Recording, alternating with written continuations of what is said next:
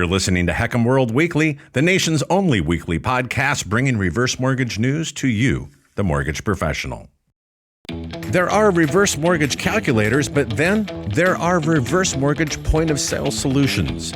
Lenderful Solutions helps you get more loans, retain more customers, and even make online applications a reality. To learn more, visit lenderfulsolutions.com. Welcome to HECM World Weekly. I'm Gabrielle Hayen. This week, the latest industry numbers show HECM endorsement volume remains relatively subdued, but strong results from Finance of America demonstrate that there's more happening beneath the headline figures. We're also looking at how home equity is moving further into the financial mainstream, with Rocket Mortgage positioning housing wealth as a potential answer to high-interest credit card debt. But as more attention turns toward home equity, new research is raising questions about how older borrowers are being treated and whether some are paying significantly more than they should when refinancing. We'll also look at new housing data showing prices increased across 80% of metropolitan markets, although the national picture continues to divide sharply by location. And finally, we'll examine two very different sides of retirement planning. First, the growing complications facing families who inherit homes with low-rate mortgages still attached. And second, new research showing many Americans are more worried about running out of healthy years than running out of money. There's plenty to unpack, so let's get into it. We start inside the reverse mortgage industry. HECM World released its July Top 100 HECM Lenders report this week, with the industry recording 2,034 endorsements. That was a relatively soft result, and fiscal year-to-year date, HECM production also remains at one of its lower levels in recent years. But there was still some interesting movement within the lender rankings. Finance of America Reverse retained the number one position. Mutual of Omaha moved ahead of Longbridge Financial into second place.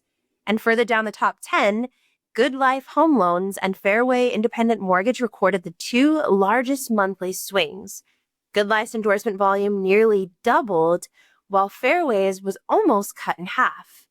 Now, we don't want to overstate a single month of endorsement data.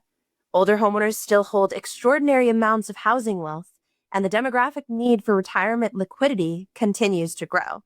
But the figures do reinforce something we've discussed several times recently on HECM World. HECM endorsements are one measure of the reverse mortgage market, but they are not the only measure. The products being funded, the average size of those loans, and the ability of lenders to convert demand into completed transactions are all increasingly important, and Finance of America's latest earnings provide a good example. Finance of America reported $730 million in funded volume across its retirement solutions business during the second quarter. That represented a 21% increase from the same period last year. Retail funded volume increased 33% year over year, and the number of loans produced per call center officer increased by almost 30% from the previous quarter. The company also reported $19 million in adjusted net income for the quarter. First half adjusted earnings rose 81% year over year to $45 million. Its reported GAAP result was affected by substantial non-cash fair value adjustments, contributing to a diluted net loss of $29 million. But from an industry perspective, that production and operating figures may be more revealing.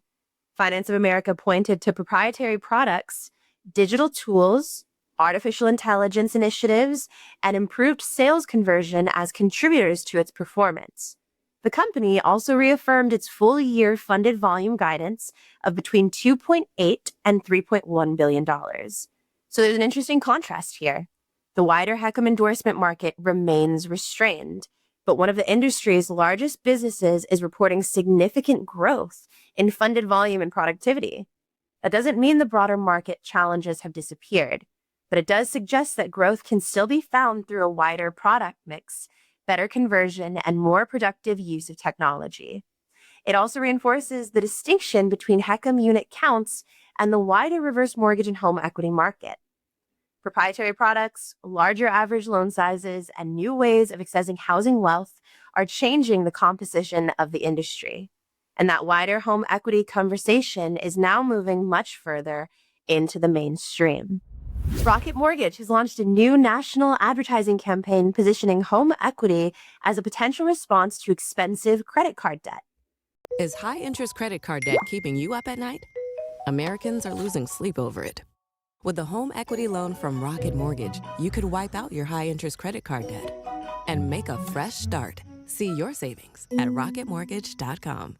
Rocket says American consumers collectively hold around $1.25 trillion in credit card balances, comparing it to the estimated $17.6 trillion in home equity held by homeowners.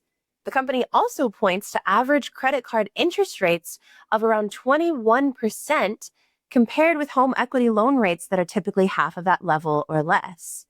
Rocket Chief Marketing Officer Jonathan Mildenhall said Rocket wants homeowners to understand that the equity they've built may provide a way to break the cycle and potentially save thousands of dollars. Now, the important part of the story is not simply the advertisement itself. It's what the campaign says about the broader direction of mortgage finance. Home equity is increasingly being presented as part of everyday household financial management.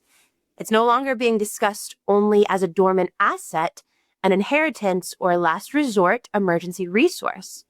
Major lenders are positioning it as a tool that can potentially restructure debt and improve cash flow. But there are important trade-offs. Credit card debt is unsecured. A home equity loan is secured against the property. So while the interest rate may be lower, the homeowner is placing the house more directly behind the debt.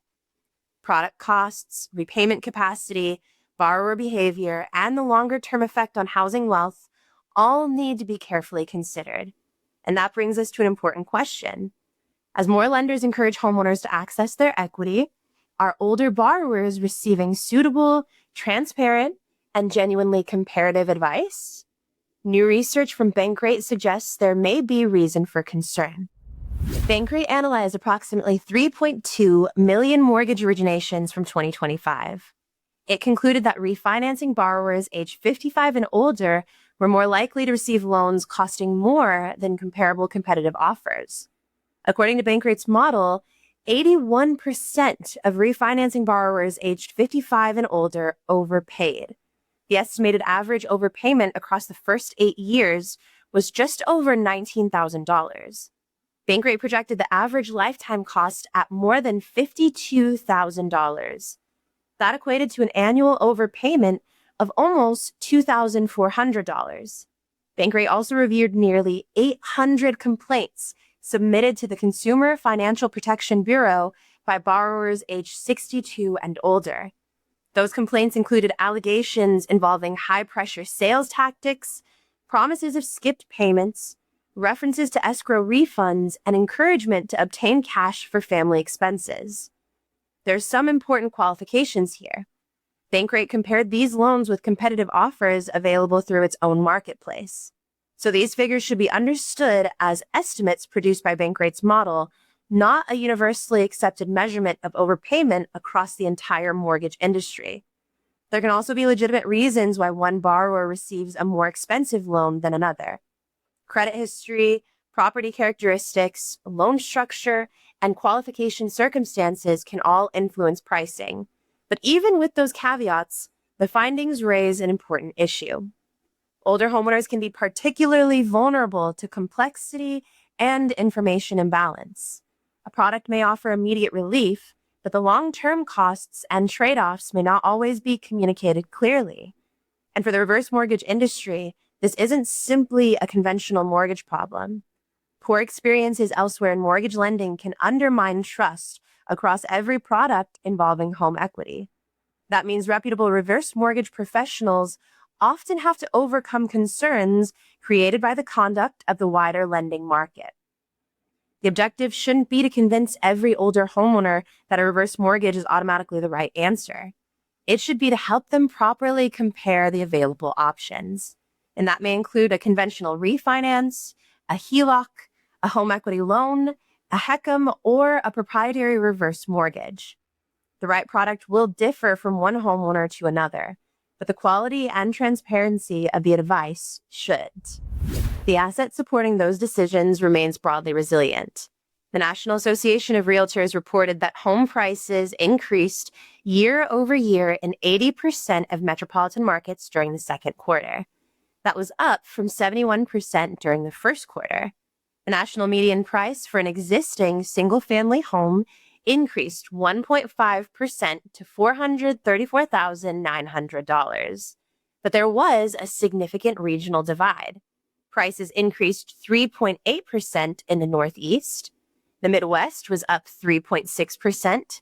The South recorded growth of 1%, but prices in the West declined 0.8%. Overall, 1 in 5 metropolitan markets experienced an annual price decline. For older homeowners, the national picture remains encouraging. Many seniors have built substantial equity cushions over several decades of ownership, but the figures also reinforce a point we've made repeatedly in recent weeks. There's no longer one uniform American housing market. An older homeowner in an appreciating Midwestern or Northeastern market may have seen their available equity continue to grow. Someone in a softer Western market may be dealing with a flatter valuation, reduced borrowing capacity, or different product economics. Redfin's new ranking of luxury neighborhoods also demonstrates how localized demand has become. Park Slope in Brooklyn topped the list. Highland Park in Illinois and Overland Park in Kansas rounded out the top 3, and No Valley in San Francisco ranked 7th, with Redfin attributing part of its demand to highly compensated employees working for Bay Area artificial intelligence companies. These high-end neighborhoods obviously aren't representative of the country as a whole, but they show that even in a market that increasingly favors buyers, particular locations can remain highly competitive when local employment, lifestyle, and limited supply align. For reverse mortgage professionals, local property and equity data is therefore becoming increasingly valuable. The national story remains one of enormous senior housing wealth, but the local story determines what that wealth means for an individual homeowner. That uneven housing market continues to place pressure on real estate and mortgage technology businesses. Zillow announced this week that it would eliminate approximately 500 positions as part of a broader reorganization. It's the company's second round of job cuts this year. Zillow said the latest changes were not driven by artificial intelligence. A company spokesperson said the objective was to better position Zillow for the path ahead, place the right people in the right roles, and allow the business to move faster. What makes the announcement interesting is that Zillow has continued to grow despite the sluggish housing market. Its first quarter revenue increased 18% year over year to $708 million. Net income rose from $8 million to $46 million. But the company has also been investing heavily in areas including rental listings, advertising, Zillow home loans, and legal expenses. The cuts form part of a wider trend across mortgage, real estate, and property technology. Even businesses growing revenue are under pressure to improve efficiency, control costs, and operate with leaner teams.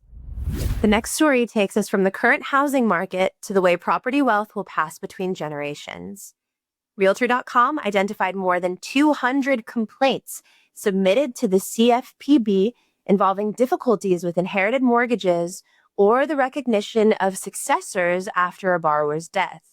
The complaints described heirs being denied access to mortgage accounts, blocked from making payments, or repeatedly asked to provide documents while balances and foreclosure deadlines continued to advance. In one case, an heir said the 2.7% mortgage attached to their late mother's home was the main reason the property was worth fighting to retain. But the mortgage company reportedly offered a new refinance instead. The heir said that would have doubled both the monthly payment and the interest cost.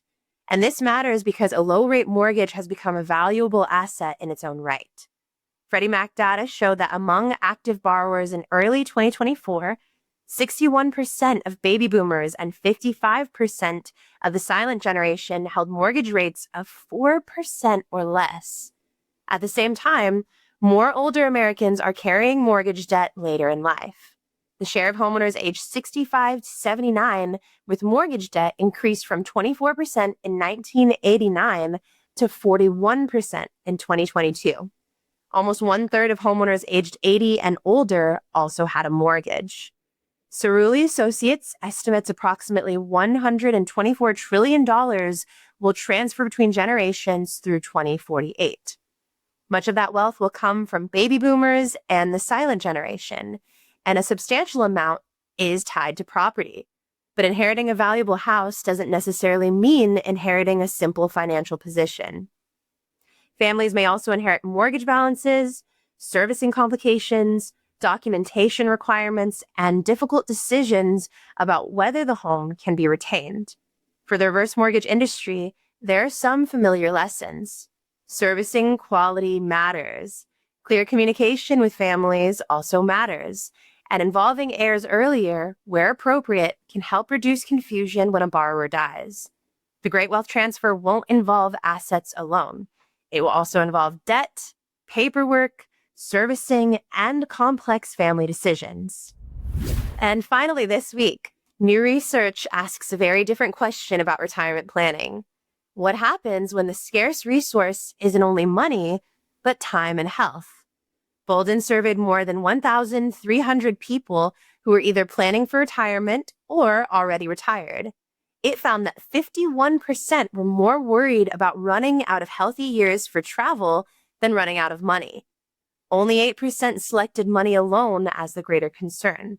29% expected to concentrate most of their retirement travel into the first 5 years.